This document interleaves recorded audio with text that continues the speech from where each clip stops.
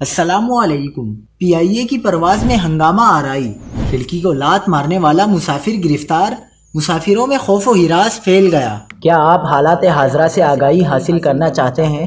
خبر کے پیچھے چھپے اصل حقائق جاننا چاہتے ہیں تو ابھی سبسکرائب کیجئے دل میں پاکستان کو اور ساتھ ہی گھنٹی کے نشان پر کلک کر دیں۔ آپ کو بتاتے چلیں کہ قومی ایئر لائن کی پرواز PK-283 پشاور سے دبئی جا رہی تھی، جس میں اسامہ عبداللہ نامی شہری بھی سفر کر رہا تھا۔ دوران پرواز مسافر نے عجیب و غریب حرکتیں شروع کر دی۔ مسافر پہلے سیٹوں کو مکے اور لاتے مارتا رہا، جسے روکا گیا۔ بعد ازاں فرش پر لیٹ گیا تو وہاں سے اٹھایا گیا۔ عملے نے اسے سمجھانے کی کوشش کی تو اس نے عملے پر بھی حملہ کیا۔